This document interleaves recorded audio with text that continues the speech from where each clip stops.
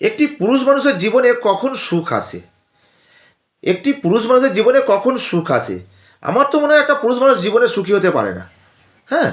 যখন ছোটোবেলায় জন্ম নিল তখন বাবা মা বকাঝকা করে, ভালো করে পড়াশোনা কর, ভালো করে পড়াশোনা কর, পড়াশোনা করলে কী হবে, বড় হবি, ভালো চাকরি বাকরি করবি। যে বকাঝকা সারাদিন বকাঝকা করে বকাঝকা করতে গেল। যখন যৌবনে পা দিল তখন পাড়ার লোকরা উপদেশ দেবে, এই কর্ম কর, কর্ম করলে ভবিষ্যৎ ভালোভাবে চলবে, কাজ কর, কাজ কর, কাজ কর। যাই হোক, কাজ করা কাজ জোগাড় হলো। তারপর পাড়ার লোক বা বাড়ির লোক সব উপদেশ দেবে, বিয়ে কর। ওই যে উপদেশটা যদি পুরুষ মানুষ শুনলো তো কপাল আরও পুড়লো। যখনই বিয়ে করবে, বিয়ে করার পরই বউ আসবে, বউ এসে দিবারাত্র বউয়ের মুখ ঝামটা শুনতে হবে। হ্যাঁ, তারপর ওই করতে করতে যখন সে একবারে বৃদ্ধ বয়সে গেল তখনও তার কপালে দুঃখ। তখন দুই ছেলে থাকলে এই ছেলে বলবে বাবাকে তুই দেখ, ওই ছেলে বলবে বাবাকে তুই দেখ, ঠিকভাবে বাবা খেতে দেবে না। উল্টে ছেলেরা আবার মুখ নাড়া দেবে, তুমি কাজ করো না, তোমার বয়স হয়ে গেছে, তুমি অমুক, তুমি তুসুক বলে মুখ নাড়া দেবে।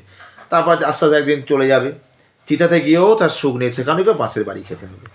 তাহলে একটা পুরুষ মানুষের জীবনে সুখ কখন আছে কেউ কি বলতে পারবে? প্লিজ তোমরা একটু যদি কেউ জেনে থাকো আমাকে বলো তো, একটা পুরুষ মানুষের জীবনে সুখ কখন আসে?